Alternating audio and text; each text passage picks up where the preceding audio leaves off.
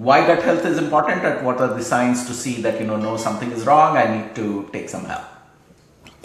So, gut health has now become a buzzword, but we were all very obsessed about our gut.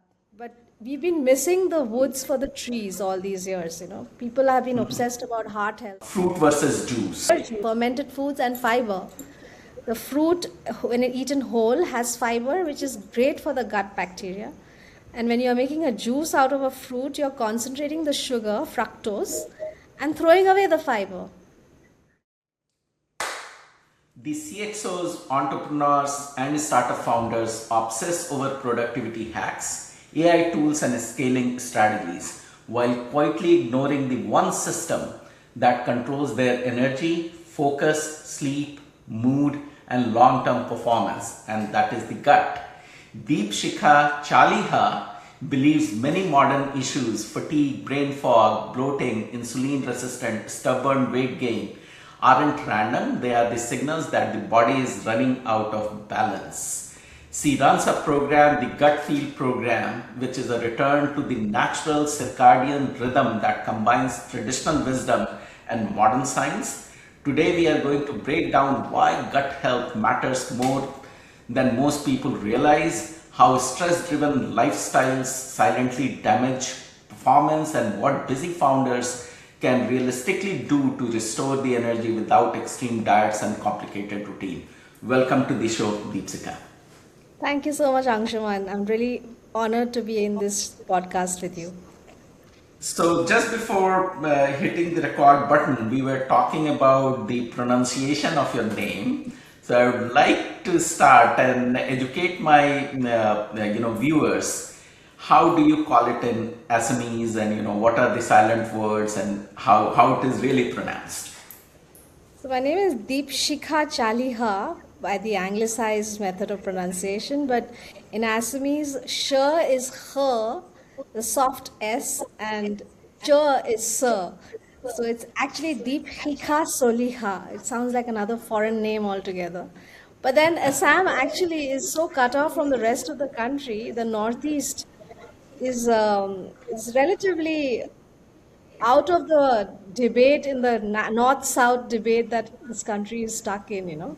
But I like to bring that diversity in my conversations all the time, through my food, through my conversation, that there is one part of India which is in the northeast, which has its own rhythms, own food, own, pronunciations, languages, which is what makes India such a wonderful country, right?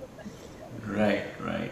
So Deepsika, we met about a month ago in Mysuru, attending the TiCon over there. So I flew in from Los Angeles. You are originally from Assam, and then you were in Mumbai. What took you to a town like Mysuru? So I was actually to give a short introduction, I am a mass communication expert. So I did my master's in the US actually, in the Bowling Green State University. My original dream was to be a journalist. But then over the last 50 years of my life, I've done several things, and now I'm doing what I really want to do, which is gut health and making people healthy. So I was in Bombay because of my advertising career, Bombay being the mecca of advertising. It's like the New York, the madmen and women are all in Bombay in advertising. So that's why I was there. And then my daughter grew up, she left Bombay, and I had to be stable in one city for her education. So when she got married and left the city, I also left the city, because around the same time I was pivoting towards health, holistic health, changing my environment. I was a little fed up of the city life. So I hit upon Mysore. I was actually on my way to Uti, that's where I wanted to stay. And then the Bandipur gate shut down. There's that wildlife sanctuary there.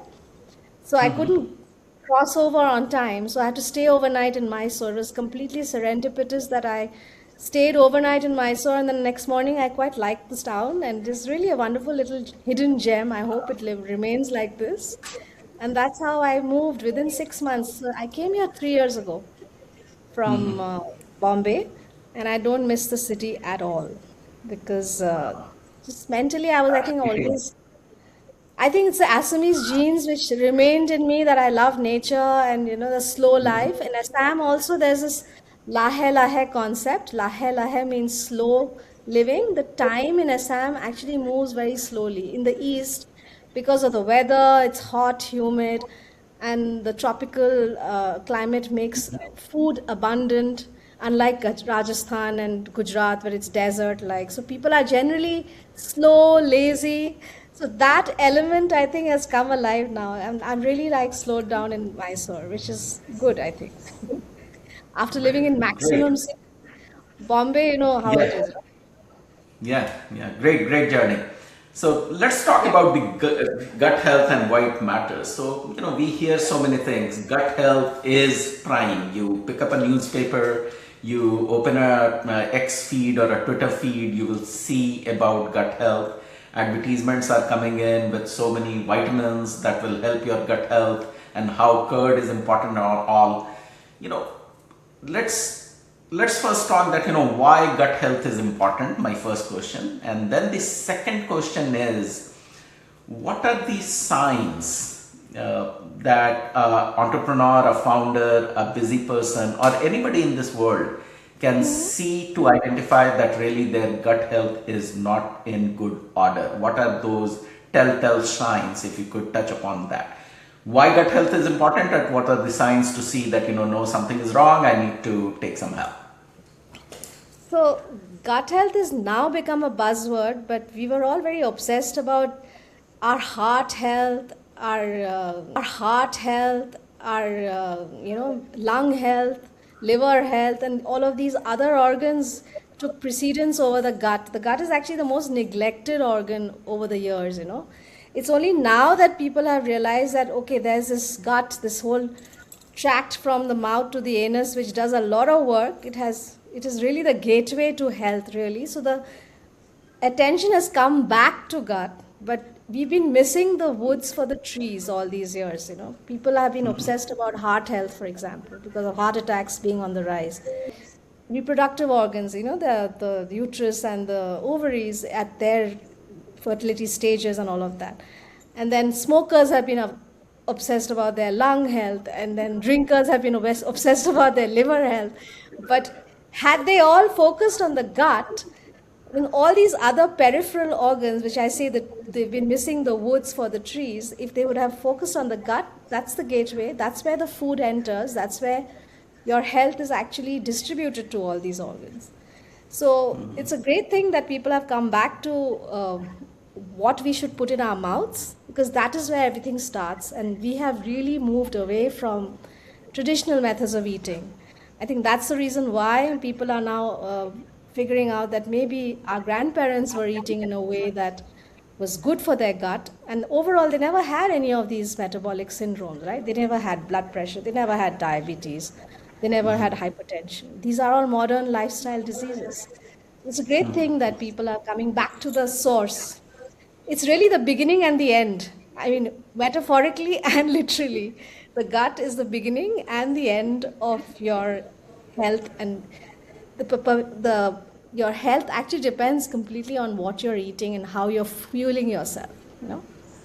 So Yeah, that's yeah, basically, how I see it, that you can live for a day, 2 months, weeks without doing exercise, right? But food is one thing that you can't live with unless you are on a fasting regime or something like right. that. So you are absolutely right, Deepsika, that everything starts with the gut, because what you put in your mouth. So now tell me, what are the telltale signs that the gut is not performing the Right. way it should, and this is really a high time for you to seek some professional advice? There are three main areas that the gut actually determines how you're feeling. One is your energy levels. If your energy is not stable through the day, then that means your gut is not in its prime. The gut is the engine, it drives you, right? So when the morning, if your body is cold, if your gut is in its primed condition, you should be able to get up and go. But a lot of people have low energy in the morning, or they have low energy crash in mid afternoon. So that's one very big telltale sign of a poor gut microbiome. When your energies are in a cyclical crashing, you're on a high when you eat, and then you crash, and then you again go on a high and then crash again. So it's not stable. That's number one. Number two is a lack of sleep. A lot of people have sleep disorders, insomnia, and that's directly related to your gut health. And then the third is, of course, all the digestion related issues, acidity, bloating. These are the early signs, indigestion or irregular bowel movement. These are very simple and early telltale signs that your gut is struggling. So these are all signals that your gut has been giving you. And if you pay heed at these early signals, energy going up and down, your sleep pattern being disturbed, and then your digestion and your general bowel movement not being regular, constipation followed by diarrhea or burping, bloating, acidity, these are all physical symptoms that clearly indicate that the gut is in poor health. So identifying that I'm having a bloating, or I'm getting a diarrhea after I eat something, or really constipation is easy. So is the energy level, right? That Right. you can feel it, that I got up, but I'm not feeling and 100% of my mood to go and conquer the world. Right. Lack of sleep. What is sleep? How much? See, When? this is I think the when is the first question that we need to ask. There's a circadian rhythm that I keep focusing on in my gut feel program. In modern life, the biggest problem that most humans are facing is that they have detached themselves from the natural circadian rhythm of the earth, the sun, the moon. Earlier these were the signals that we would do certain things based on the rising of the sun and the setting of the sun. And Right. our human circadian rhythm is now not in sync. That's the major problem. So, sleep, therefore, has become delayed. Earlier, people would early to bed, early to rise makes one healthy, wealthy, and wise, right? I mean, I always go back to idiomatic expressions in Hindi, in English, in any language, because those idiomatic expressions are really truths. Why do they say early to bed, early to rise makes one healthy, wealthy, and wise? Is because of the circadian rhythm. You rise with the sun. You do Surya Namaskar when the Surya is actually rising, not at 4 o'clock in the evening. And then you finish all your activity in the daylight hours. Even your gut has a circadian rhythm. They also want to digest food at an earthly time, not at a night. So people are sleeping late, eating late, therefore the sleep is compromised. So I would always say thumb rule is 7 hours, but that would be automatically 7 hours in the olden days because people would sleep by 10, right? And now what's happening is with Netflix and with work pressures and time zone, and our clock is never set to the natural movement of the sun. So you are now talking to me in the morning, and I am now at 9 o'clock. So at 10:30, I should be asleep. But of course, I'll be making the exception tonight. But that's what I'm trying to say. We have to regulate our body with the natural rhythms, which we have not managed to in modern life. So therefore, So yeah, sleep is good, compromised. good. Yeah. So you are telling my audience, the entrepreneurs and the CXOs and the startup founders who are listening to the call, that hey, 10:30 is bedtime. No late nighters, no late night parties, and that is the best you should do. And then at least 7 hours of sleep that you must get. Right. And if you sleep by 10:30, it takes about 3 hours to get into deep sleep or REM, rapid eye movement. So how are you going to get into deep sleep if you're sleeping only at 1 o'clock in the night? By the time you get into REM, it's time to wake up. So this is the cycle of debt that we keep accumulating, and that's with sleep, it's with food, it's with everything, because our starting point itself is pushed late. Right, right. No, and I completely agree with you, and I follow that. I'm generally in my bed by 9:30 p.m. Wow, You know, that's I absolutely. I wake up very early, 4:35 in the morning, but I'm in my bed at 9:30. Some exceptions on Saturdays. We have a small group over yeah, here, so there are some parties and all. of course. But generally, I really don't like waking up till 1 a.m. or something like that. I just can't do that. And very fortunate that, I run a company where I can make those decisions on myself. So, and I follow that. These days, entrepreneurs founders, business people, everybody is wearing some kind of a ring or a watch to give you your sleep pattern and sleep apnea, and everything is being tracked. There is so much of data being collected. Right. Are they good? One should do it.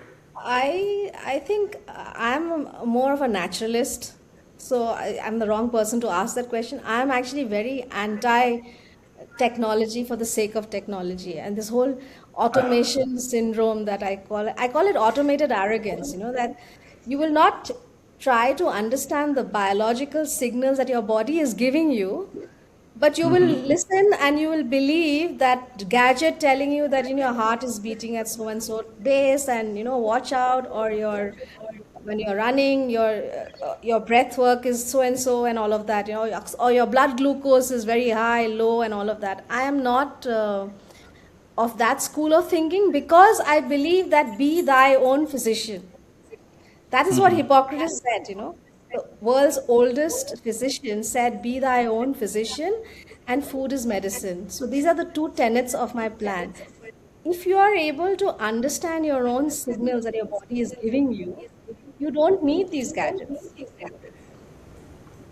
And True, how do you, but yeah, go ahead, go ahead. but how I do have you a counter to understand that. these signals? Yeah, that is the regulation that I'm trying to tell you, that if we attuned our body to our biological clock, to the circadian clock, because the sun rises at the same time in various parts of the hemisphere, right, of the earth. It's 12 o'clock always in some part of the world, right? So I always eat my first meal at 12 o'clock, irrespective of whether I'm in Mysore or I'm in Timbuktu or in London, because the sun has to be at the highest zenith. So I have attuned my body to that. Okay. Similarly, if Yeah. I'm sleeping at 10:30 at night, it's 10:30 at night at some point, somewhere, everywhere, right? So this is Okay. my whole thing. If we attune our natural body clock to the circadian clock, which is the nature's clock, which has been there the same for centuries, from the time that Earth itself was born, you couldn't be wrong with that time, that timetable. Problem is, we Okay. have upset the timetable. We created an artificial timetable. We created artificial light, and now we've created artificial intelligence to tell us what should be natural. So you know what I'm coming from. So I am actually a resistance. I have a resistance to machines, to automation, to any of these things that tell me what to do, when to do, how to do, when I should be doing that naturally. Okay, so I have a counter to that, and we will talk about the eating pattern. I'm very Okay. intrigued with the idea of eating at 12 because the sun is at the highest point at that time. Right. So, this is my sleep record for last night, 6 hour 45 minutes. Okay. Okay, so don't you think that because of this gadget that is right here in my finger, if it shows me 4.5 hours or 5 hours, at least the next day I'm more motivated to not do the same mistake which I did yesterday. Okay. But do So, you so need as a my counter question is that because that machine is telling you that you didn't sleep well, why do you need it? What is this dependence on this machine? Why can't you regulate your body to sleep no, at a no, certain sure. So hear me out. Uh, we have a clock next to the bed, so generally you see that what time you are going to sleep, and you change in your pajamas, go to bed and whatnot.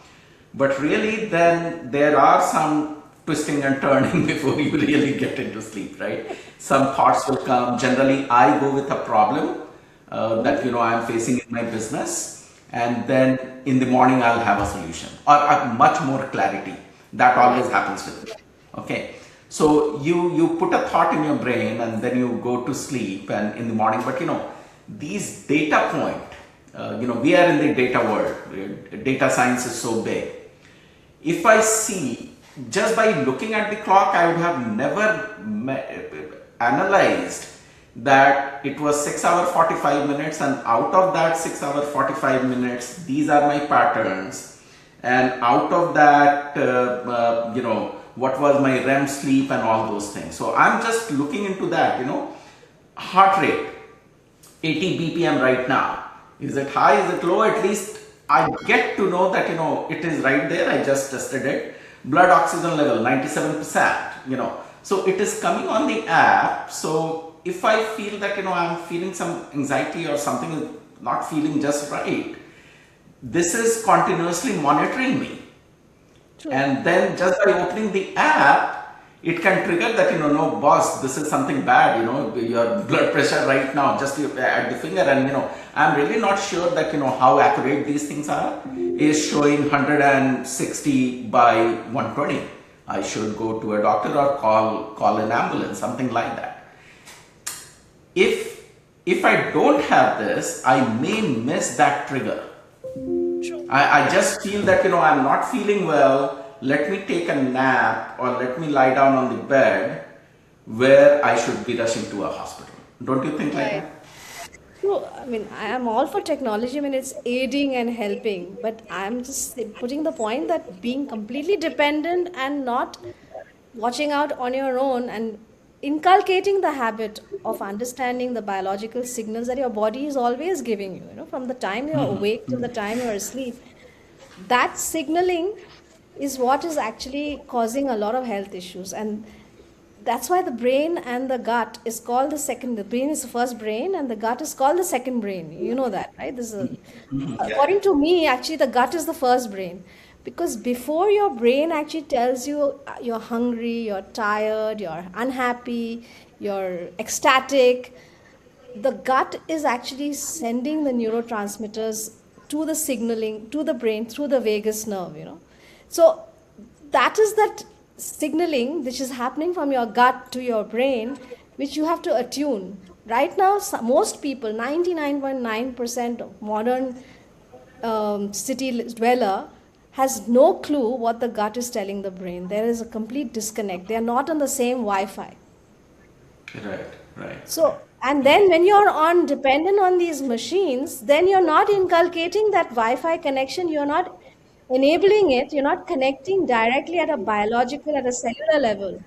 You're depending on this machine to tell you that, okay, आपका heart rate अभी बहुत high है, slow down. Why aren't you not able to understand on your own without that machine that your heart rate is high? I know. I'll ask you a question now. How many times do you breathe in a minute? Do you know? I do know, but I'm getting your point that, yeah, and breathing Inhalation, has to be, exhalation. yeah, it has to be slow and, steady and full lungs. We do so partial breathing, Shallow breathing, yes. Your shallow breathing, inhalation is supposed to be shorter than your exhalation, because the exhalation is supposed Yes, to emit yes. more carbon dioxide and all of that. So these No, are the I so completely agree with you, and in my some of the talks, I always say that you can live without food for about 60, 70 days, depending upon your biomass and everything, and then organs will start failing. but You can breathing live oxygen, you without, cannot live without even like what, 1 minute? yeah, and we don't even practice it. For water, you can live without water before your kidney fails about 35, 40 days. Days, yeah. But wherever you go, you need a Bisleri, you need a ethos water, right? But what we are inhaling in Delhi, when the AIQs or AQIs are so high or whatever, we don't even care about it. Exactly. I mean, I find that absolutely amazing that people are not questioning it or not out on the streets demanding better air. That's the level of Right. automation. That's what I'm trying to tell you. This is called automated arrogance. I have a term for it. That we all are now in this state that we think that जो भी हो रहा है होने दो, technology है हमको बचा लेंगे, लेकिन खुद तो कुछ करो अपने. Why do you want to wait till that point when technology or medicine advance? Of course, that's tremendous advance. I mean, the medical industry has advanced to a huge level. People are doing Right. robotic surgeries. The surgeon is in USA, and the patient is in somewhere else, and Yes. through. It's amazing. All that is amazing. But as I said, be thy own physician. Why aren't you just being self-regulating? That's all I'm saying. Self-regulating, Okay. not only just in eating, but everything, thinking, behavior, everything. And why don't we spend that few minutes in the day just understanding what our body is telling us, or our mind is telling us, you know? Right. So my audience is CXOs, entrepreneurs, startup founders, business people, many young kids. Let's talk about gut health and mental performance.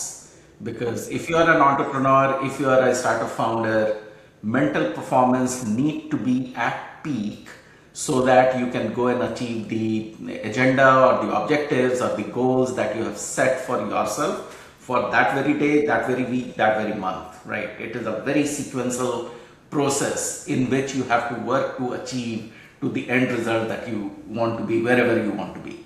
Right. Give me some examples and how gut health is, if the gut health is good, it is going to increase your mental performance, mental capability. I understand you are fatigued, you don't want to work, you can't work if you are feeling sleepy, right? Yeah. Uh, but give me some more examples that how it is directly or indirectly related. Right. So the gut has the microbiome which produces all the hormones, peptides, enzymes. In fact, all they are the pharmacologists in our body. So while all of these entrepreneurs today are all eating very healthy, right? Most of them are very conscious about their health. They are also exercising, hitting the gym. In their busy life, they're managing to eat healthy, do more with as much as their working hours. They're trying to maximize production and productivity. But one thing that they're missing in all of this is that they're not eating for their microbiome. So when Okay. we are eating all the correct things, maybe all the healthy things, but if our gut health, which is these trillions of bacteria that are residing in our gut, if they are not getting the food that makes them work, that makes them make all these hormones, that reduces cortisol stress, which improves the LDL HDL balance, that improves the thyroxine, the thyroid T3 becomes T4 in the liver. All of these energy, concentration levels, all of these are controlled by the gut bacteria. If your gut bacteria is thriving, all these other hormonal imbalances are taken care of. So eat for two. Yourself and your gut is one of my most important principles of the gut feel program, that you cannot only eat for your taste buds and for your muscles. Protein is a big thing now. Everybody's talking eat more protein, eat more protein. But that protein synthesis, the creation of the use of the amino acids, making it into a cell, all that the gut microbiome is doing, right? So, are you eating for your gut microbiome? Are you eating for two, which is your own taste buds and the gut bugs in your stomach? Is the question I ask. So, that is one area that can improve your concentration levels if you're eating in a manner that which your gut is thriving. And there are two things that are absolutely necessary in your diet. One is diversity of food, and when I say diversity of food, I mean different kinds of food. So your protein source, your vegetable sources, your grains, your carbohydrate sources. If you are in a very monotonous eating the same thing every day, भाई मैं ऐसा ही खाते आ रहा हूँ इतने दिनों से और ऐसे ही मेरा health अच्छा रहा है, that monocultural attitude to eating the same thing in the same way year in, year out actually is not promoting gut diversity.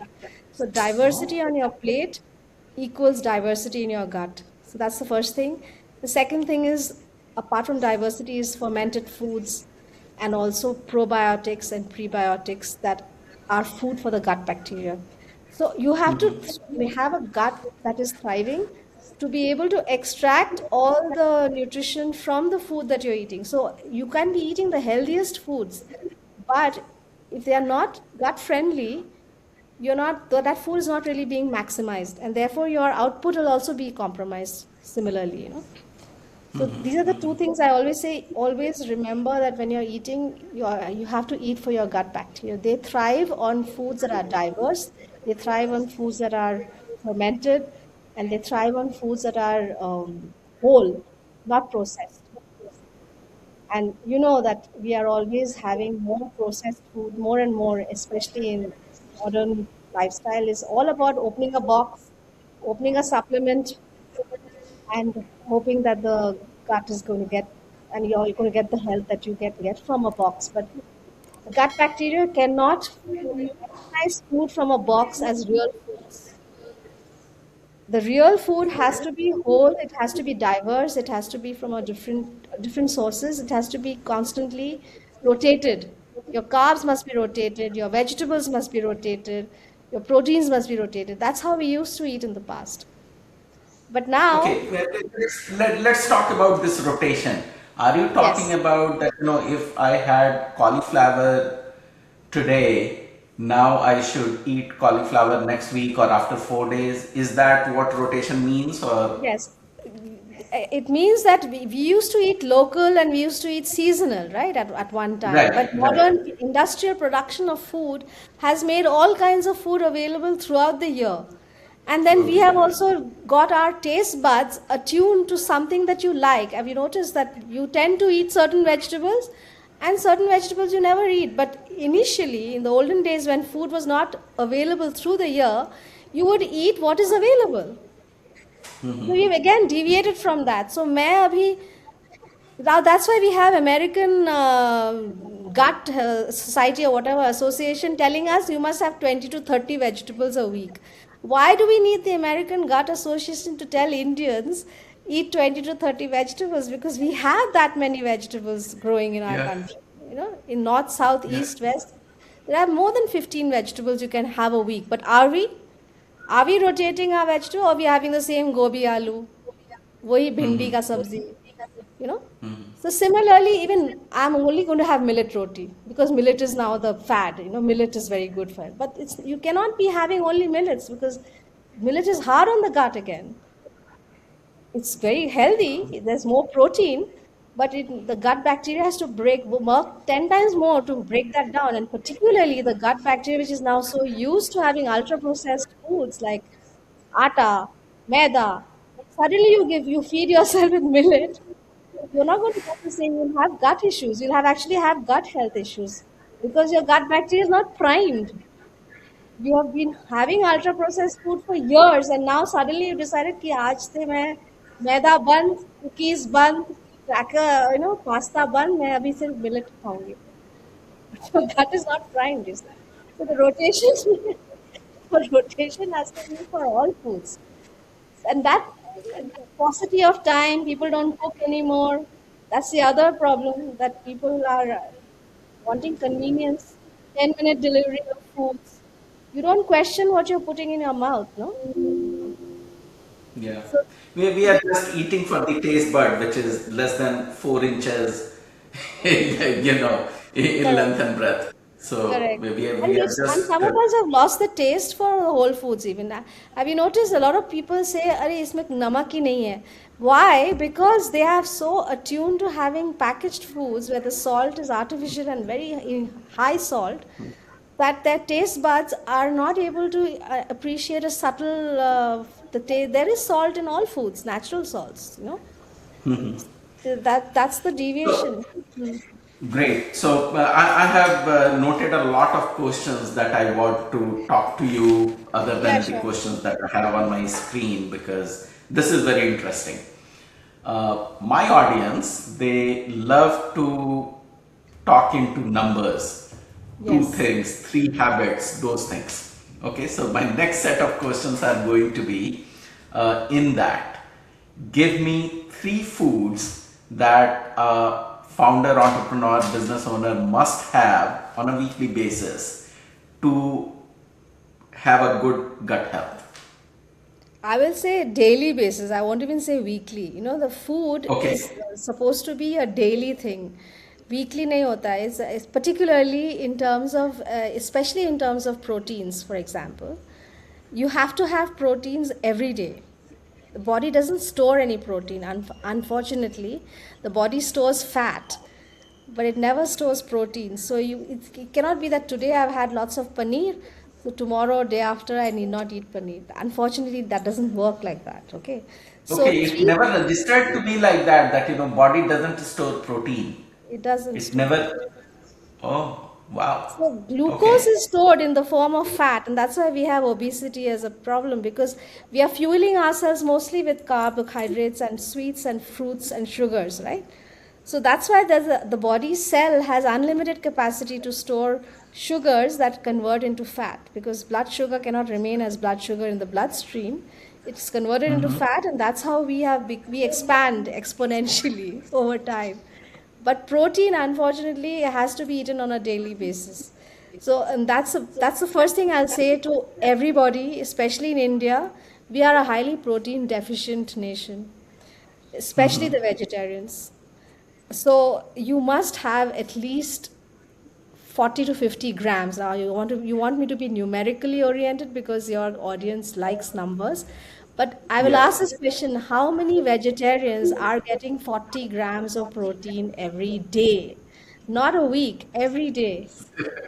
Zero. So, Zero. not zero, I will not be that harsh. They will be having, मैं तो दाल ले रहा हूँ रोज मैं एक कटोरी दाल लेता हूँ. So एक कटोरी दाल gives you 6 grams of protein. 6 to 7 at the most. And then the second counter reaction to me is, okay, you're telling me increase protein, but my grandmother and grandfather were eating the same thing. They were eating one katori of dal only. They are quite healthy. So that's because two things. Their food was much more nutritious 30, 100 years ago or 50 years ago, because we didn't have this topsoil degeneration, we didn't have fertilizers, we didn't have chemicals, everything was really organic, the really organic days. So they one carrot would give them enough vitamin A. Now we can have 10 carrots and we will not get the same amount of vitamin A. That's one biggest difference. The second is that they were they were attuned to the natural clock, which we are not. So they were eating at the right time of the day, as I told you, 12 o'clock maybe or 11 o'clock. Do waqt ki roti is the saying. I'll come back to the idiomatic expressions.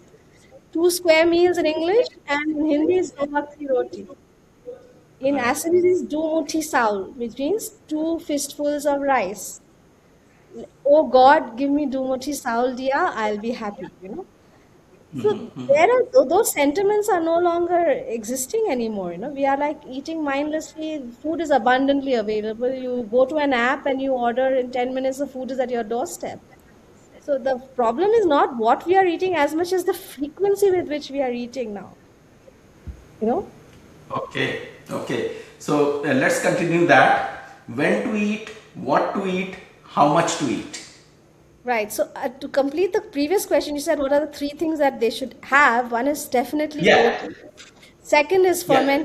something fermented every day, which could be pickles, which could be dahi, which could be kefir, which could be anything that is fermented, because that is really gold for the gut bacteria. And the third is allow the gaps in your meals. If you're constantly eating from morning till night, you're overloading the body, overloading the digestive tract, and they're constantly building, building, building, building. They're in build mode. So, where is the time for the cells to switch off, to rest, to digest? After digestion, before they can rest, some more food comes in. So, allow the gaps. So my simple principle is FAST, fast. My definition of fast is feel real hunger. A is allow the gaps between the meals. S is stop grazing beyond a certain point in time, stop eating, and that time is actually 6 o'clock according to me, but that's sometimes impractical for busy entrepreneurs and founders like you, because you'll be in the middle of a major meeting at that point, so you cannot eat by 6 o'clock. Definitely stop by 8 o'clock. And T is timing. Regulate the time of your meals day in, day out. I said no, 12 o'clock. The sun rises at a certain time and reaches a certain point in the zenith. It's the same anywhere in the world. Why can't you just eat open your fast at the same time every day? And why can't you finish eating at the same time every night? Okay. So, Okay. so FAST is feel real hunger, allow the gaps, stop after 8 o'clock, and T is timing. Regulate your timing such that your body knows at this and this time I'm going to get food, I have to work, and then I will not get any more food. And I can rest. That uh, Good.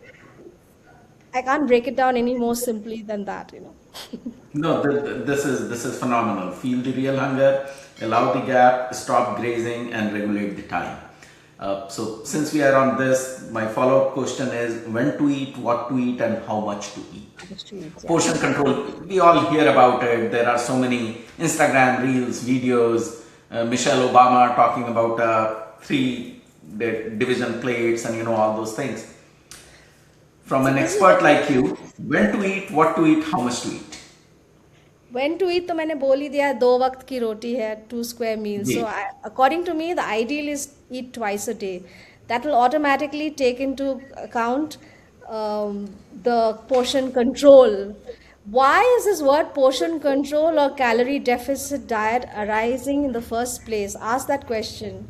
Why are we having to do portion control or go into a calorie deficit is because we have increased the number of times you're eating.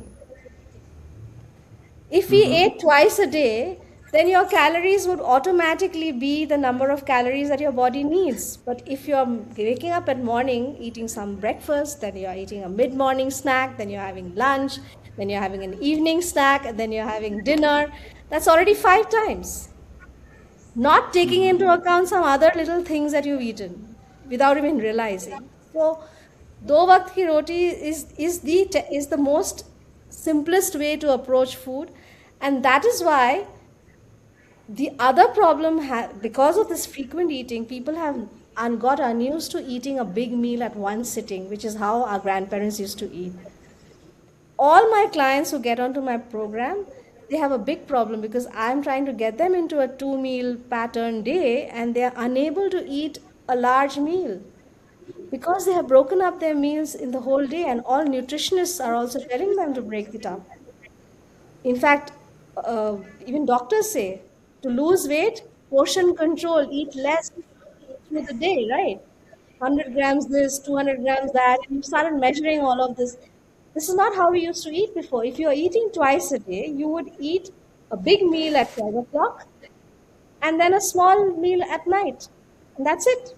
And you would get the calories that your body needs, but you would not get more or you wouldn't get less. You would get the adequate calories. And here's another question that I will put to you. Do you know how many calories your body needs without even doing anything from morning till night? Has Yeah, anybody I asked? think it is 1200 or 1400 calories just for functioning of the whole body, The bodily circulatory functions, system. exactly. Yeah. But in the calorie deficit diets that nutritionists are giving, they are telling people to have food which is 700 calories.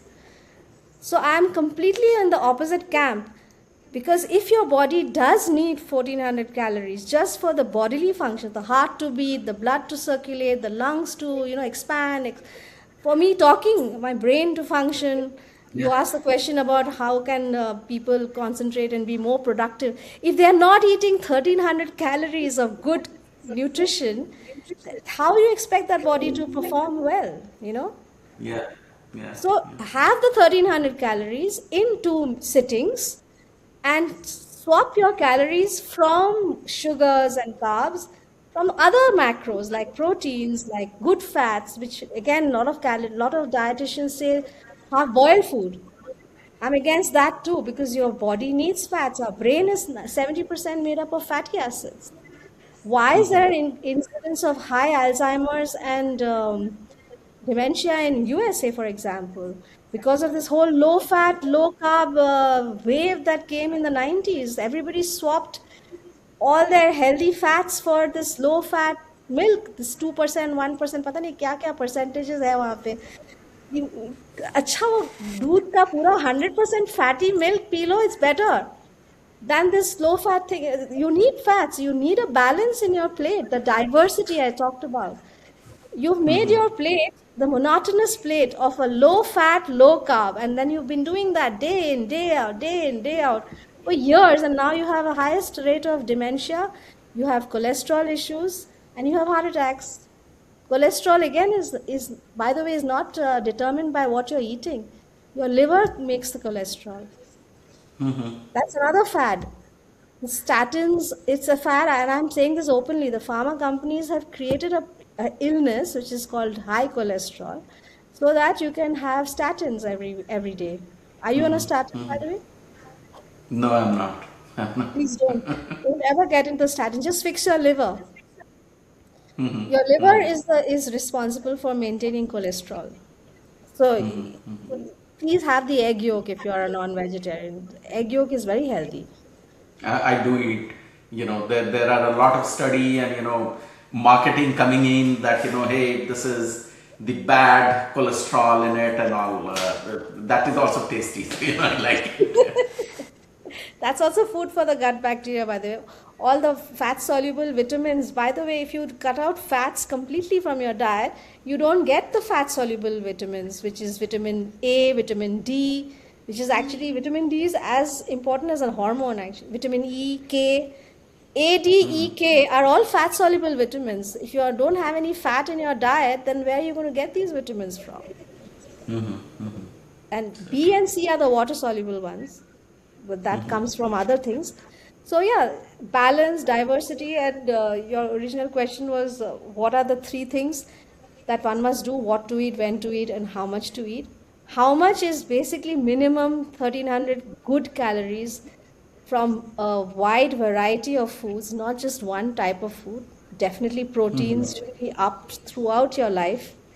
You should not become vegetarian for spiritual reasons at the age of 60, which is what is the trend in India, that अभी बहुत खा लिया, अभी भगवान का नाम लेना चाहिए और vegetarian बनना चाहिए. But actually at 60, your body's capacity to synthesize protein drops.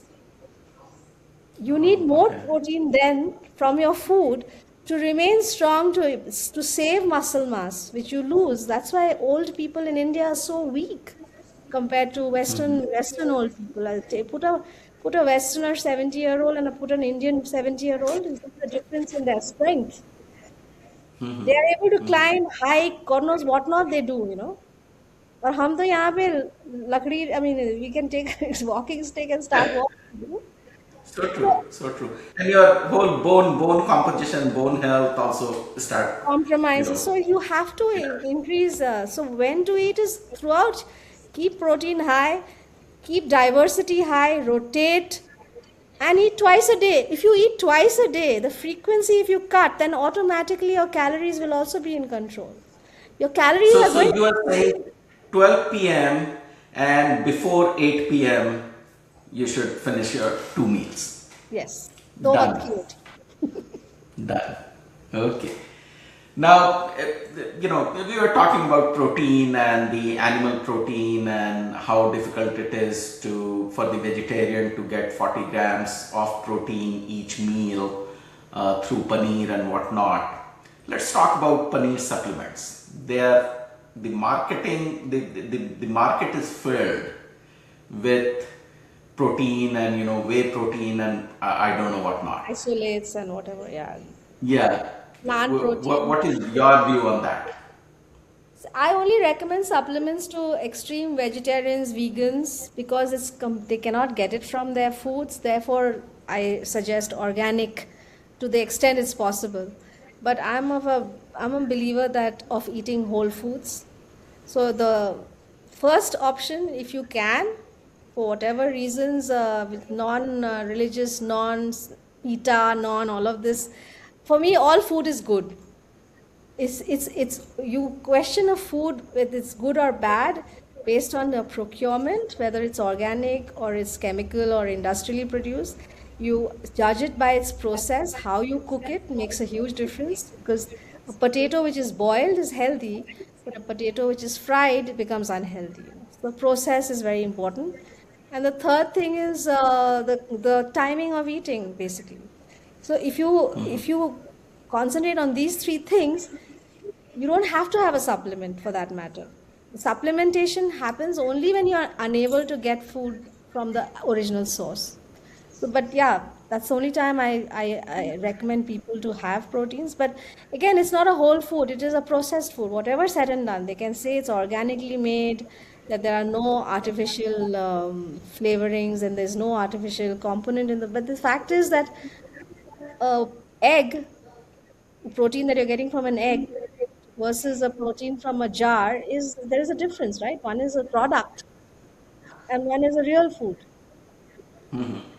Your gut is having again the same question. The gut microbiome, it has to process it differently. It's a burden on the gut at the end of the day. So long-term usage of protein supplements or any supplements, it's like medicine. It will have an effect on the liver. It will have an effect on the kidney because they are having to filter it out, filter out all the aliens, alien chemicals that are there. There would be some Yeah. the fact that your food oxidizes, right? And a banana or any fruit, it becomes oxidized, it becomes black, and you have to throw it away in 2 to 3 days. Whereas anything that's in a box stays like that for 2 years. How does it do that? I mean, obviously there is something chemical in it, right? So Yeah, well, I was doing the research before talking to you. I read an article that why do you get diarrhea, and diarrhea is triggered by the liver because it has not had that kind of a food in your genome for so long. So it looks it as a foreign body coming to you, and it wants to get eject. ejected, and this is why you get diarrhea. Is that true? Was my research good enough? Yeah, it would be. That's the body's mechanism to recognize a foreign element. That's why the Uh-huh. gut reacts. The gut microbiome, as I told you, they are the pharmacologists and the liver. Between the two of them, that they both of them are responsible for digestion. So the more And natural whole foods you have, they will recognize them as something that is there in the system for centuries, right? And right, now right. we have also done GMOs. So think about for higher productivity, high yield, foods have transformed themselves. So that again that's why we have so many gut issues today, is because we have Yeah, made food unrecognizable. Even wheat, yeah. rice in India for that matter. There used to be 6,000 varieties of rice locally. Every 100 kilometers, the rice would differ. I am now going back into having local strains of rice. I don't have the packaged rice anymore because the packaged rice is genetically modified. Whatever you can say, they don't say it GMO, but they have high yield, high. I mean, they resist plague, they resist bacteria, they resist God knows what else come into Right. package. So the more you go back to having whole foods that are untouched, very difficult now. Other than you have your own plot of land and you grow your own food and you have your own cow and you have your own chickens. I don't know how we can achieve it, but we have really ruined the food chain. Food No, and industry. that is so important. I do some research on people who have a very successful professional life, going back to the roots, getting a piece of land, and living in that serenity, and that attracts me. I have some forest land in my hometown in Bhagalpur, as well as we cultivate there and all. Now I'm not going to sell it because I feel that uh, land is not expandable. Yes, in Dubai they are reclaiming some land by putting whatnot in the sea and whatnot. But Yeah, land is one thing which is not expanding. So if you have a piece of it, it is your real asset that you absolutely. will be My having. daughter is actually living in the Kumaon. She's 27 years old. She found a like-minded partner, and both of them are building a Kumaoni house, and they're living literally in the middle of nowhere. At the age of 27, there are some people who are choosing that, and they're going to grow their own vegetables. They are online teachers. They have evaded the entire modern lifestyle, and they have decided that this is the life they want to Yeah. lead. You are talking No, about post-retirement, yeah. yeah, and here is the thing. I feel in the next 5 to 7 years, the concept of the full-time job will go away. You Oh, will be really? an expert in a couple of areas, and you will be just doing consulting, and that consulting can be done from anywhere from the world. True. So this is your opportunity in the next 5 to 7 years to hone on your skill, to become master of two or three things, and then just do it better than anybody else can. And you will have enough people looking for your kind of product and services that you can offer in those one or two areas, and that can be delivered from anywhere in the world. And then that gives you the opportunity to go back and live in mountains or wherever you want to do, and with a little bit of, I have a very small backyard, but I grow okra, tomatoes, zucchini, papaya, all types of fruits, guava, In Los persimmons. Angeles, where you're living? Yeah, in Los Angeles. I'll send you some pictures. You'll be amazed. Okra You'll be too amazed. grows in Los Yeah. Angeles. Yes, Amazing. yes, yes, yes, yes. So now let's talk about, we did talk about the protein supplements. Yes. Coffee. How much coffee is good, and coffee with ghee? What are your thoughts on that? Coffee with ghee is very highly recommendable because it cuts the acidity in caffeine. Coffee is great if it's not had first thing in the morning on empty stomach. That's my only criterion. Ah, And that's I when, take it. Come on. yeah, I know, but what it does is it upsets the pH balance of your stomach juices, gastric juices, because you've just slept over and you've had your meal at say 7:38. I'm assuming you eat early, and then the next Yeah. morning, after the longest time that your stomach has literally emptied itself, and you wake up in the morning, your cortisol is highest in the morning. Everybody's cortisol is highest in the morning because that's the body's natural way to wake you up and face the world, to get you started. And therefore, to have coffee on an empty stomach, it's how people get started for the day. It's that boost of energy, but it is actually creating a little long-term damage because your stomach gets very overly acidic. It should not be. Stomach should be acidic. It should be a pH of 2, but it should not become more. It should not become 1 or 0 for that matter. So if you're having Okay. something with So the coffee, that's why if you notice in Europe, they always give a glass of water with the coffee, black coffee. They have espresso, right? And they always right. serve a glass of water because to dilute that acidity. Or they have a Okay. croissant. So yeah. So but I really love my black coffee. I like the taste. So many people hate it, but I like the taste of, and I have 5, 6 different type of machines giving me different type of coffee, including this time in my Mysuru trip. I went to the town to buy a filter coffee, that drip mechanism, a Right, small right. one, and I brought it here, and I'm enjoying that. Obviously with that I take milk because it soothes the taste buds and all those things.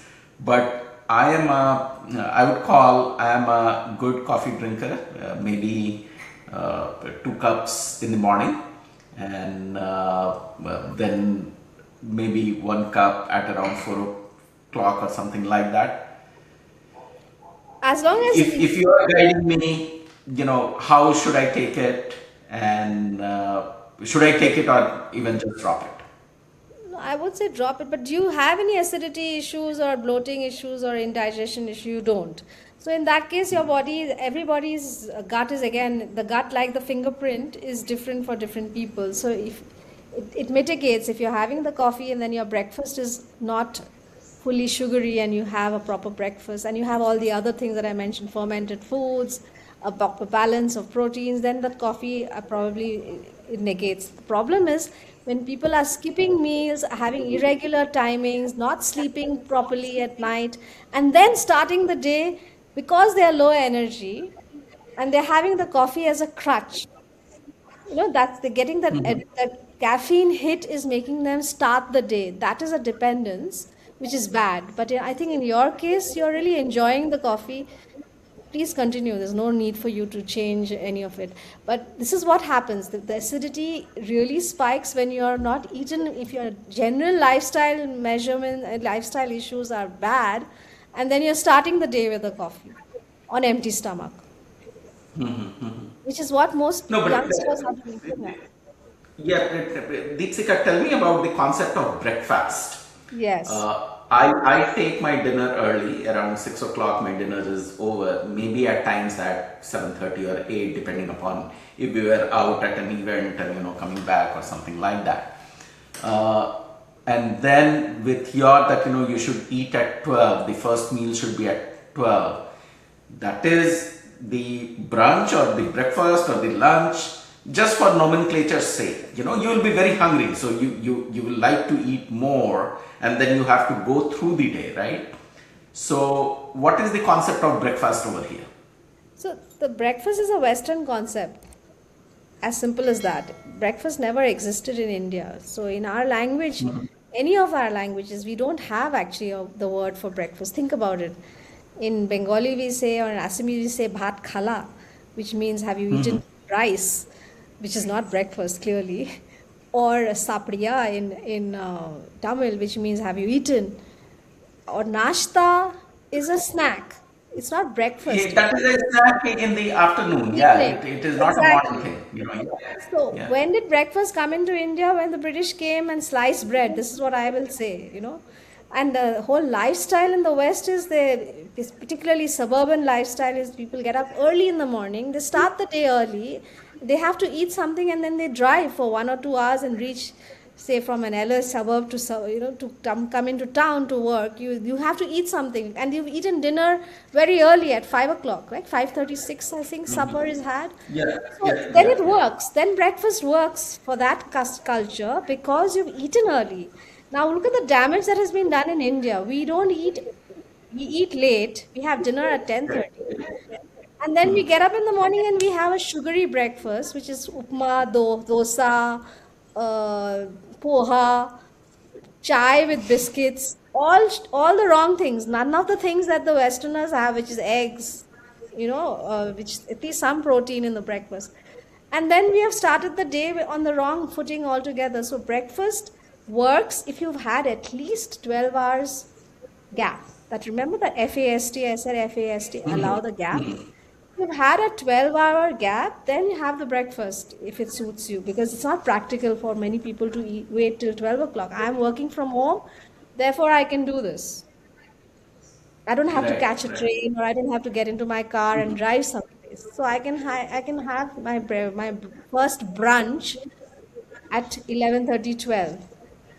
But for somebody who wants to have breakfast, who has to have breakfast because it's more practical and easy, then ensure that your lunch, your last meal at least is before 8 o'clock. Okay, So okay, got it. I'm assuming you're having breakfast because you have finished your meal by 7:38, right? Every day Yeah, or earlier. by 6:30, I'm done with my dinner, which is Exactly. baked or pan fried, Fish. fish or some chicken. I love non-veg. I eat non-veg every day. I cannot live without it.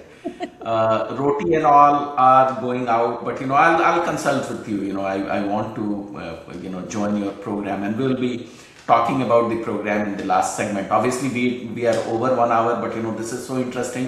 I still have some questions. I'm not even looking at my question set that my team has prepared for you. Fruit versus juice. Always What fruit. are your Never okay? juice. And Never. okay, even where you try to extract the juice in home, which is not processed, cold Cold press or pressed something and like all. that, you should stay away No. from it. One thing I can understand that think of the quantity. For a glass of orange juice, you need 5 or 6 oranges. In one go, you cannot eat 5 or 6 oranges, right? Correct. And you're Because of throwing away that. the food for the gut, which I told you earlier. Fermented foods and fiber. The fruit, when it eaten whole, has fiber, which is great for the gut bacteria. And when you're making a juice out of a fruit, you're concentrating the sugar, fructose, and throwing away the fiber. So you are actually giving an overload of sugar to the liver, because glucose is the simple sugar which goes to the gut and gives you energy. But fructose, which is sugar of fruit, goes to the liver to be made into glucose. So you're overburdening the liver. That's why India has 1 in 4 individuals has fatty liver, non-alcoholic fatty liver, which means those people have not had a drop of alcohol, but they have a fatty liver is because of this concentrated juice of fruits, which is basically 5 oranges, sugar from 5 oranges concentrated versus having that 1 orange, you know. So Right, juice is right. definitely not, it's, and I think I'm actually against all smoothies, making pulverizing food into a smooth, because we've been given 32 teeth for a reason. The first digestion happens in our mouth, we're chewing. We're supposed to chew our food. So this whole concept, this our dependence on something that's quick and easy, and we're thinking we are making a healthy drink, oats, chia, nuts, bananas, everything, put it into with yogurt and run the machine and then drink it. You're not doing justice. You're first of all concentrating again sugars, and your body is not getting the time. It's getting into the gut in a already processed form, whereas the digestion starts step by step. First you chew, then it goes to the stomach, then the stomach breaks it down further, and then it goes to the gut. There's a time, there's a sequence of how you eat. So never anything So that's, the Deepsika, you just saved me for with about $500 $600. I was thinking of buying a juicer don't. because in India I met with somebody and we were having a discussion, same age group of folks from Thai, and we were talking about the ABC: apple, carrot, and beet. Yeah, yeah. Apple, beet, and carrot, and he runs marathon and all those things. So he was saying that backed by some scientific research that juicing is good. You bring in flavor by putting spinach in it, and maybe even adrak and whatnot. And I was really very tempted to go ahead and buy a juicer and start doing that. But 32 teeth, I'm going to buy the apple, beet, and the carrot, cut it, and chew it rather than juicing it. So you just saved me $500. So thank you so much for that. Sweeteners: jaggery, brown sugar, white sugar. See, if you have a insulin, if you have a sugar diabetes problem, then I keep saying this, it's not a sugar problem in the first place, it's an insulin resistance problem. So either if you want to go off sugar, then you have to go off sugar completely, because even the sweetener and the artificial, the jaggery are still having the same triggering effect in the system. You see, you cannot fool. Maybe you're not getting the calories from sugar, but it's Right, still right. triggering that. So I would say that it's like sugar is an addiction. You either are on it, and if you want to go off it, you have to literally exclude. It's like smoking. You can't have half a cigarette of a day and say that I'm not smoking. You're addicted to nicotine, right? Similarly, the same. It's an addiction like any other addiction. Alcohol addiction, sugar addiction is the same. So if you want to get off sugar, and get off everything, get off jaggery, get off sweeteners, get off everything. And if you're a diabetic patient, regulate your meals, because insulin resistance is a direct outcome of frequency of food, the number of times you're eating. Because you're eating number of times through the day, insulin is getting triggered and insulin stops working, you become resistant. So the only way to become insulin sensitive is to reduce the number of meals, do waqt ki roti, and it doesn't matter, in the do waqt ki roti you can have a dessert also at the end of the meal. That's what we used to do, right? Course by course. We used to start with the savories, have the meat, and then at the end मिठाई खा देते ना हम लोग. जब 2 वक्त की रोटी थी तो वो मीठा भी पच जाता था, लेकिन अभी हम लोग सुबह सुबह ही 5 ऑरेंज का जूस पी लिया, फिर उसके बाद एक बनाना ले लिया 11 बजे, फिर चावल खाया, फिर 5 बजे वापस फरसान खाया, और फिर शुगर ही दे रहे हैं. We have just, and that's coming. I haven't brought up this thing that in the gut field program I teach the human gut to become a hybrid engine. So what happens is that we are fueling ourselves only with sugars, and we're not allowing the body to use the stored fat. How will the body switch to the other fuel like a hybrid engine car? You give it fuel in the beginning, you give it petrol, right? Your body is, the car is cold, the engine is cold. So, how does it start? How does it get momentum? You have to give it instant food, instant energy, which is sugar in our case. And in the case of the hybrid car, it's petrol. It's a very highly combustible fuel. It gets you going. And that's what sugar does to us as well. Then, when the body is warmed up or the car is getting into a momentum, it switches to a cleaner energy, a more difficult energy to produce, which is electric. And then it maintains the energy crash doesn't happen when your body switches to fat burning mode. Now, the problem is we are not giving our body enough gaps to switch to the fat burning. We are introducing sugar again every 2 hours. And that's why we become insulin resistant. So stop the sugar, stop the number of meals you're having. Then you don't have to figure out whether I had a dessert or I didn't have a dessert because you've anyway eliminated the number of times you're introducing sugar and then you remain insulin sensitive. So make your gut Right. metabolically flexible. That's the scientific term. That it should be able to switch between sugar and stored fat over time. And that is possible only when you don't give it sugar after a certain time. When your body is becoming electric, then let the electric mode continue for some time, no? Instead of introducing food So, again. yeah, so Deepsika, follow-up question on that. Consider somebody who is not diabetic and following the two times a meal kind of a concept, and eating at 12, very healthy. They like some sweetener in their tea or coffee. Uh, and I'm going to spell four or five. And what is your recommendation? Uh, Sweetener like I would say Splenda, it's honey, jaggery, brown sugar, white sugar, what they should be taking. in order of preference, I would, number one would be no sugar at all. I mean, if you have an insulin resistance problem, but if you don't, then definitely jaggery or brown sugar, but definitely not the artificial sweeteners because they are chemicals. Again, they are again processed, and So, you're again burdening the liver and the kidney to break it down. so, so sweeteners should be out of Yes, any busy professional or anybody who would like to be healthy. yes. There is no point in honey. It should be jaggery or brown sugar. If you are not diabetic, then obviously portion control, how much you are taking. You shouldn't be taking spoon by spoon and just Mm. eating it. Yes. But jaggery or brown sugar, right?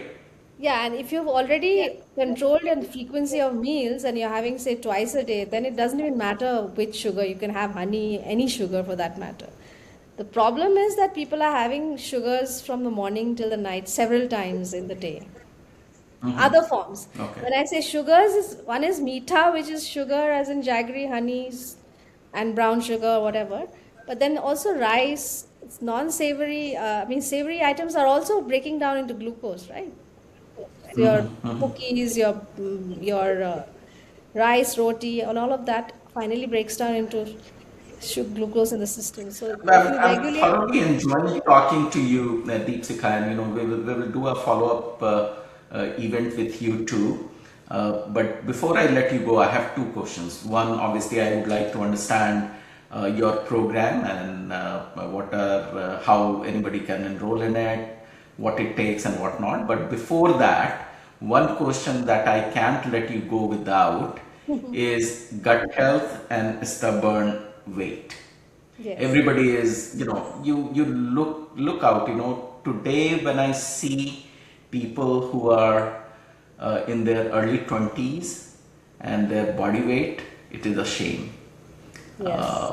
You know, how gut health affects the body weight, and what are some of the quick remedies that busy professionals should do to, if not start on a weight loss program, but maintain the weight, or getting more healthy, what they should do from the gut perspective. So I'm a nutritionist, and the difference that in my approach is that I don't talk about weight at all. If you notice that we've been talking now for more than an hour, I never mentioned the word weight gain, loss. because I don't Yeah. look at health being, you can't get healthy by losing weight. First, you have to get internally healthy. This is my definition of inner engineering. You have to provide health to your organs, your gut, of course, which is the gateway, which is where the first food hits the system. You give health to your organs inside, and then the weight loss happens automatically. It's a default mode. But most Okay. people are approaching it from losing the weight first, and then they're ignoring the health of their organs. In fact, they're causing more damage. Less exercise more is one of the biggest predicaments that people are facing in their 40s and 50s when their metabolism is slowing down. They're actually pressurizing their bodies even more to perform at a higher level by eating less. I mean, just it defeats all logic. So you have to eat healthy, you have to provide your body enough health first, then lose the weight. Therefore, concentrate on what you're eating. Diversity, as I told you, of the meal, more proteins, less sugary items, and less frequency. These are the three things that I would advise people to do. Just be a little bit more mindful that is my plate having a protein in every breakfast, lunch, dinner? Is my plate balanced? Is it diverse? Am I eating the same thing every day? Am I getting into a monotony? These are the simple things that you can ask yourself, because at the end of the day, your gut is dependent on that diversity. It's like I give another example of a natural forest. If you notice, if you go to a natural forest, you'll have different kinds of trees, flora, fauna growing simultaneously. The gut is exactly like that. You are within what you are without, meaning if your plate is diverse, then your gut bacteria will also be diverse, like that forest, natural forest. But if you're manufacturing your forest, you're cutting the trees and then you're laying these rows and rows of uniform, you know trees that you're growing for timber or whatever, then your gut is also going to be like that. So if your food is diverse, your gut is diverse. The diversity of gut is the most important thing, and the timing, as I told you. Frequent eating is leading to a tired body. You're constantly in a building mode. If you don't allow rest, then automatically your health of your organs are going to be tired. You can't replace the cells. You're not allowing your body to drain out the dead cells. You're constantly on a build mode. It's like the computer in the olden days. We used to shut it down at the end of the day because it Correct. used to get heated up. Similarly, the body gets heated up, and we don't shut down. Therefore, we are getting up also tired. A lot of people are getting up tired. They're not getting a restful sleep. That's because of the gut working 24/7 while you're awake. And the late night meal is also making you tired because your gut is still digesting food while you're sleeping. So, how can your sleep make you feel rested? Yeah, so I take your statement very seriously. You can't get healthy by losing weight. But I have a follow-up question. There are a lot of people, and it started here in the US and now it is penetrating India with the GLP-1 drugs. Yes, terrible. You know, your Yeah. thoughts? The GLP-1 again is doing the same thing. It's shocking the system. It's stripping the body of muscle tissue also, which is irreplaceable. Facial fat. Once you lose this plumpness, which is actually good, by the way. You've seen how Karan Johar looks. He's a GLP-1 face, basically. It literally removes, along with the fat, you'll get the results, but you'll also lose connective tissue, subcutaneous fat, which is actually essential fats. So anything that, again, this is like weight loss is putting the cart before the horse. First, work on the horse, which is the gut. The gut Right. will be strong, it'll pull your weight. But here, what you're doing is before fixing the horse, you're putting the cart in front. It's common sense, as you know, has become very uncommon nowadays. Nothing I've told you is actually new. I've just told you everything that how it used to be. We just need to return to those olden days. They are really wise, and they're tried and tested. Yeah. You can't put the cart before the horse. I mean, this is a common sensical approach. And you can't lose the weight drastically within 10 days. And then what happens when you stop the drugs? the weight comes back with a vengeance. You're dependent on those drugs then. And by the way, it was supposed to be a drug for insulin resistance and to make people, and that is being repurposed to now weight loss. So again, this is a pharma It is a trick. big market. Yeah. Pharma has Yeah. identified that the weight loss market is bigger than the insulin market. So it's Yeah. like Viagra. Remember, Viagra was supposed to be a heart-related drug, and it suddenly became a erectile dysfunction drug because that was a Yeah. larger market. People need to just apply common sense to anything, and so I'm completely against drastic weight loss.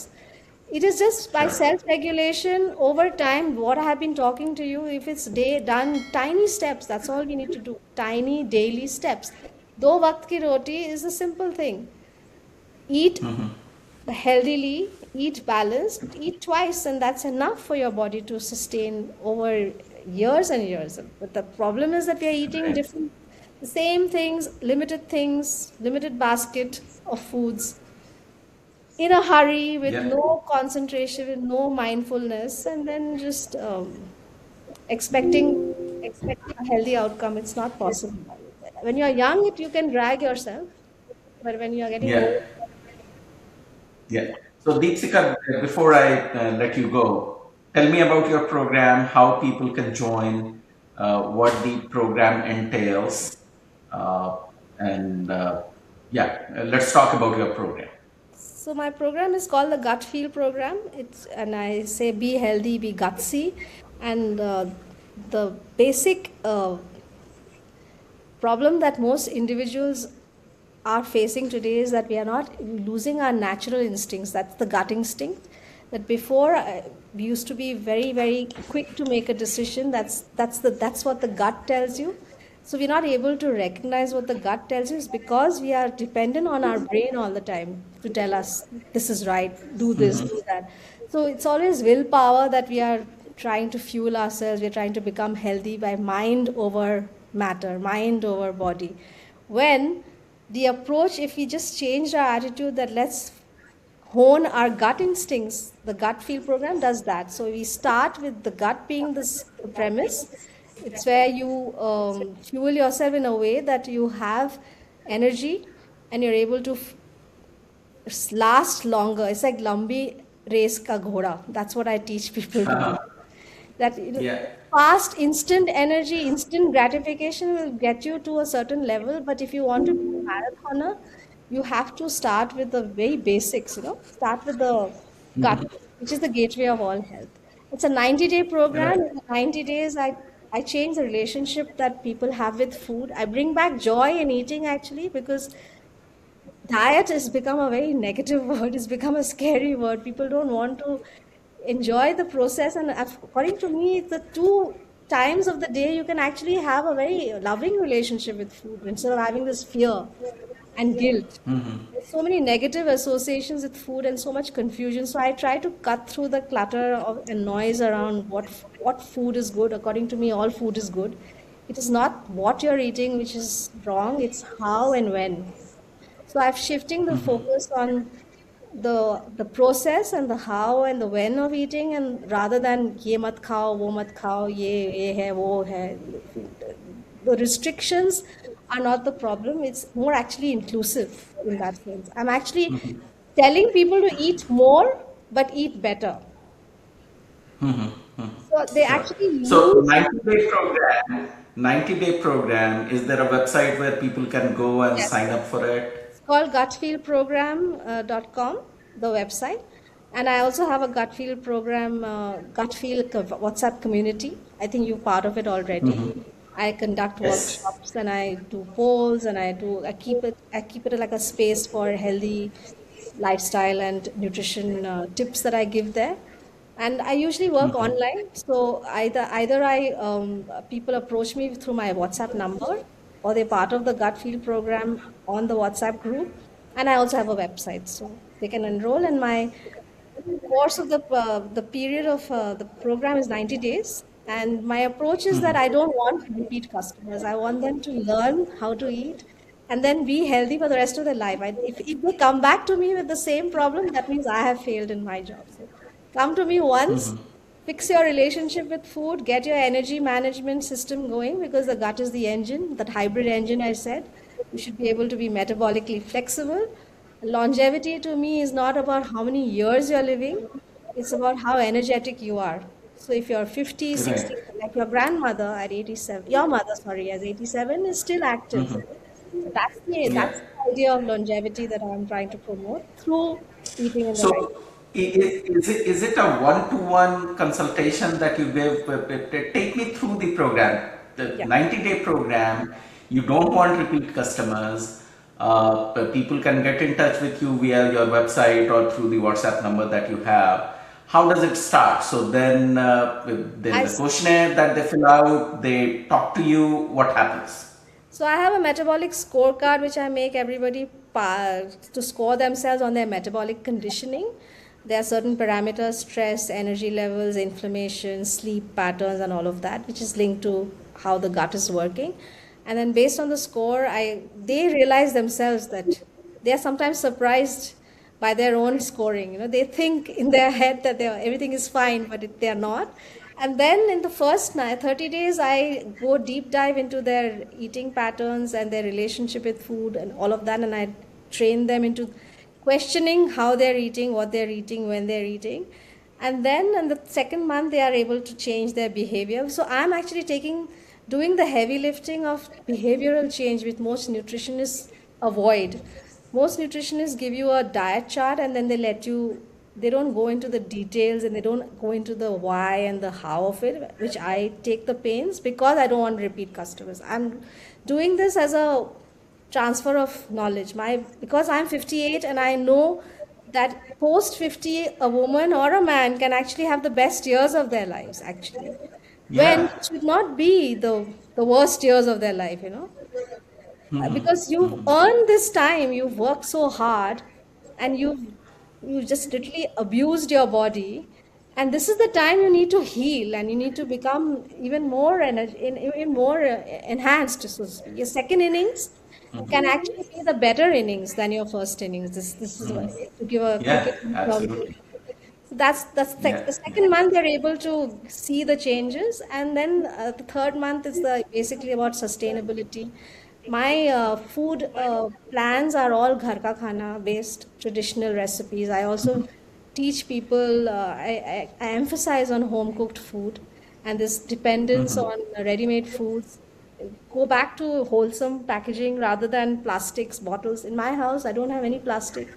I don't have any bottled stuff. Everything is made every day. Very simple things, Right. really. But it's just a mindset. Because half of us don't question. As I said, you don't even question how many times you're breathing in a day. So let's start with that at least. It's a holistic Right. approach. I also give tips on slowing down, being more mindful, which in our fast-paced urban lifestyle, I've done that myself. I moved from Bombay, which is such a hectic lifestyle, and I've Yeah. seen in my own life how just by being mindful, I'm able to be a better version of myself, right? So it's a sense of I feel that I really feel the need to share that.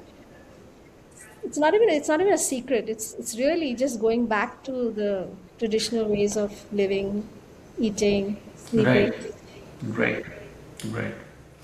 Thank you so much. I know it is past your bedtime. It is already Just about. Not fast. 10:37 p.m. 10:30 is when I sleep. Yeah. Yeah, okay. So I will not going to hold you more. Thank you so much for coming to the show. Thank you so Really much. very, very appreciative of you. I would love to participate in your program. I will reach out to you for that. And also love to have you on a follow-up call, maybe a couple of months down the line. Sure. This podcast should be ready within a week and then, we'll launch it.